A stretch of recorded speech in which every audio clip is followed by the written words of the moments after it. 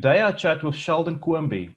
Sheldon is the founder and CEO of Interfile. He's passionate about the role technology plays in streamlining processes and improving people's lives. With COVID-19 being the topic of discussion, what is your worst nightmare for yourself and for Interfile? I don't think there's a real nightmare for myself or for Interfile. We've been a digital business for many, many years. So, COVID-19 came along and lockdown happened.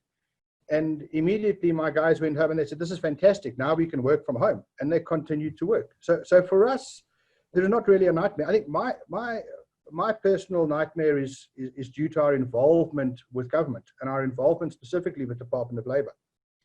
And it really looks towards poverty and unemployment.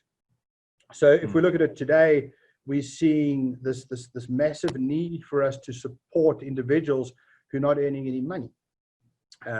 And there's this big drive, and we're seeing information around temporary unemployment, so TERS, and the relief schemes for temporary unemployment. However, there is this massive jump in permanent unemployment. So we run and we assist the department with the Ufiling system. This is where people claim if they're unemployed. The increase in claims is huge. And I think that's not what people are seeing. They're not seeing that. They're seeing this temporary unemployment. So I think that's a huge problem. So today, we've seen government provide those sort of services, but at the same time, government are implementing things like new regulations and impacting on people's privacy. So I get a concern about saying, well, these new regulations, we have a view that it's going to last for a few months. It's not. How long will it take to unravel these regulations? How long will it take to bring us back to a norm? And I think that's going to be years. At the same time, we have this impact on privacy. So everybody has scrambled to build tracking applications. We're tracking people's movements. We're tracking what you do. We're tracking who you socialize with, who you interacted with.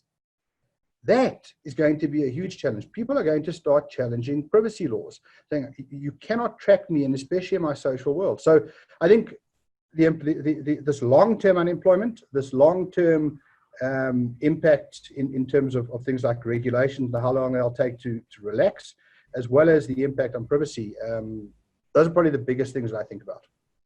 How are you managing this crisis within Interfile? I know it must be manic at at this stage. What are you doing to encourage your staff? So Dan, I think, as I said, we're a business who's believed in digitalization for 20, 30 years. We've always said you should be digital. We need to move to this world. So we've actually been quite well prepared for it.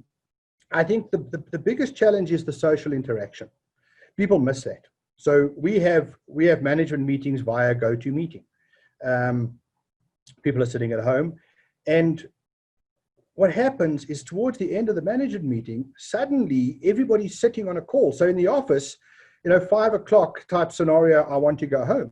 Here at 7 o'clock at night, we're all chatting because people are desperate for communication. They just want to speak to another human being. So that's been very interesting, is to see that. We've done a lot of work around giving our people the tools. So from saying, do you have a decent chair to sit in at home? Do you have headphones? Do you have a microphone? Do you have the tools to enable you to work? Do you have the bandwidth at home? Now, utilizing a lot of technology people, they have got things like fiber, but other staff of ours, call center operators, etc., consultants who do work from home now require better bandwidth. So we've done a lot around supporting the people to work from home. And to be honest with you, we've already prepped ourselves. Our offices will change. We have an office in Johannesburg, a head office in Joburg, and we have an office in Pretoria. My Pretoria office lease expires in January next year. We will shut down that office. We will not renew the lease. And those individuals will continue to work from home. So whereas previously, I myself as a CEO was concerned about, would my people be effective from home? I was forced to learn that they're very effective from home. So I think the work from home thing has been interesting. The social aspect is the difficult part. But as a business, we've been busier now than ever. We are working 7 days a week.